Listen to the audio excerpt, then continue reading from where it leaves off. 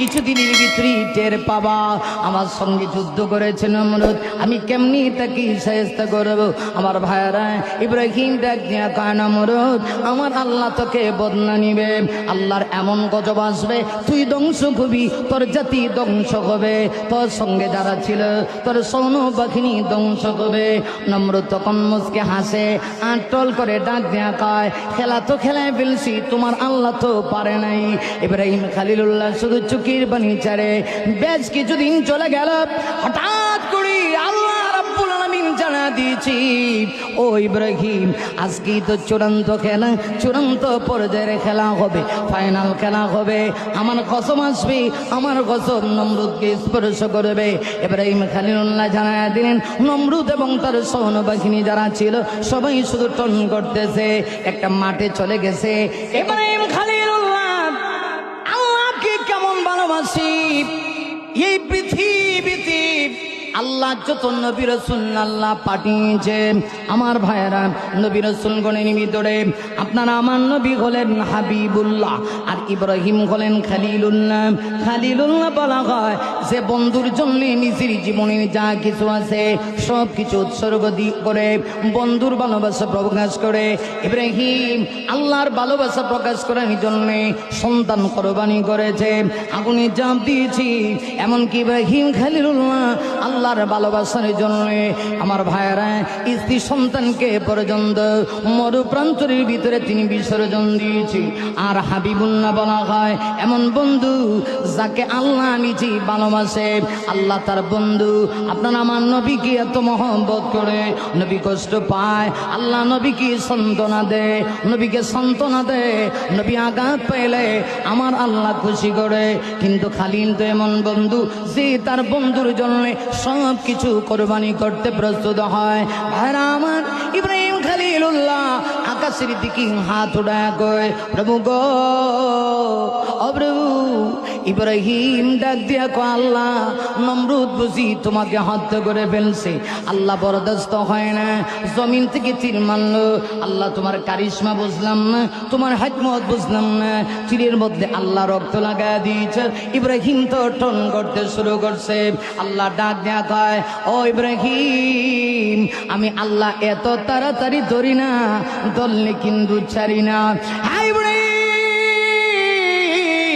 এখনো সময় হয় নাই, কিছুদিনের ভিতরেই টের পাবা আমার সঙ্গে যুদ্ধ করেছে নমরুদ, আমি কেমনি তাকে শায়েস্তা করব। আমার ভাইরা ইব্রাহিম ডাক দিয়া কয়, নমরুদ আমার আল্লাহ তোকে বদলা নিবে, আল্লাহর এমন গজব আসবে তুই ধ্বংস হবি, তোর জাতি ধ্বংস হবে, তোর সঙ্গে যারা ছিল তোর সৈন্য বাহিনী ধ্বংস হবে। নমরুদ তখন মুচকে হাসে, আটল করে ডাক দেয়া কয়, খেলা তো খেলায় ফেলছি, তোমার আল্লাহ তো পারে নাই। ইব্রাহিম খলিলুল্লাহ শুধু চুকির বাণী ছাড়ে।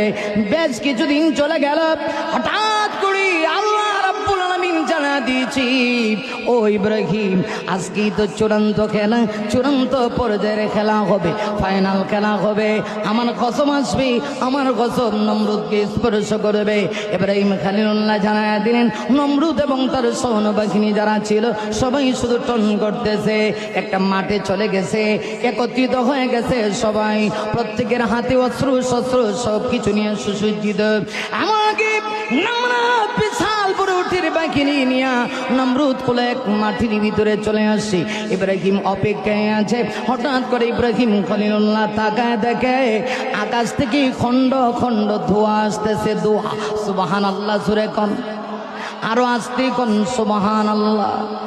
না, হঠাৎ করে ইব্রাহিম খলিলুল্লাহ তাকায় দেখি খন্ড খন্ড দোয়া আসতেছে। কিরে দোয়া আসে কেন? ইব্রাহিম খলিলুল্লাহ আল্লাহকে ডেকে ডেকে বলে, প্রভু গো, এই যে দোয়া দেখতেছি খন্ড খন্ড দোয়া আসতেছে। আল্লাহ ডাক দিয়ে, ইব্রাহিম এইটাই তো আমার বাহিনী, এই দোয়ার ভিতরে আমার একটা বাহিনী আছে, এই বাহিনীর নাম হলো মশার বাহিনী। সুবহানাল্লাহ জোরে কোন, নাম কি? আরো আসতে কোন, মশা। মশার কিন্তু খবর আছে। আপনি যত বড় নেতা, এমপি, মন্ত্রী, মিনিস্টার, বড় হুজুর, বড় মুফতি, বড় মুহাদ্দিস, মশার ভয়ে মশুরি টাঙ্গানো লাগে। এখন মশারও পাওয়ার আছে, অনেক সময় মশায় কয়েল মানে না। সব কয়েলটা মশাও মানুষ যায় না। কথা কোন ঠিক কিনা? দোয়া আসতেছে আল্লাহ ইব্রাহিম এটার ভিতরেই নমরুদ্রে ধ্বংস করার জন্য আমার সৃষ্টিগুলির ভিতরে একটা বাহিনী আমি আল্লাহ পাঠাই দিছি। এটার নাম হলো মশার বাহিনী। মশায় আর নমরুদের সৈন্য সামর্থ্য যারা আছে দেখা যায় এক একটা খাড়া আছে, একটা একটা মশা করে নাকের ভিতরে ঢুকে, যেটা নাক দিয়ে ঢুকে এটা খাড়া সাথে সাথে খাড়া থেকে হয়ে যায়। সুবহানাল্লাহ। আগে মুসলমান আল্লাহর কি ক্ষমতা!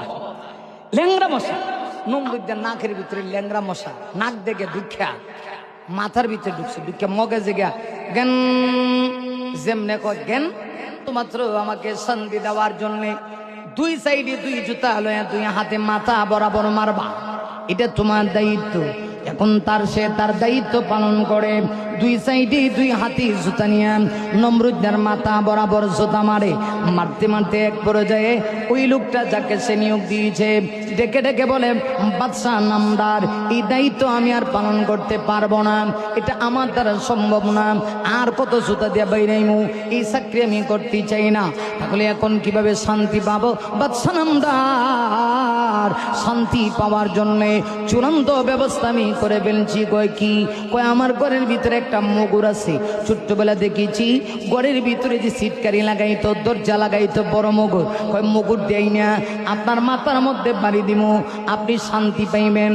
আল্লাহ বোঝাইতে চায় তোর বেতনের টাকা দিয়া তোকে যে তোর খেদমত করেন কথা, আমি আল্লাহ তাকে দিয়া তোকে শায়েস্তা করব। এবার চূড়ান্ত পর্যায়ে শায়েস্তা করার জন্য মুগুর নিয়ে যখন আসে, বিশাল বড় মুগুর নিয়ে নমরুদের ঠিক মাছ বরাবর, মাথার মাছ বরাবর মাঝখানে যখন মুগুর দিয়ে মারছে, মুহূর্তের ভিতরে মাথা দুই টুকরা হয়ে গেছে।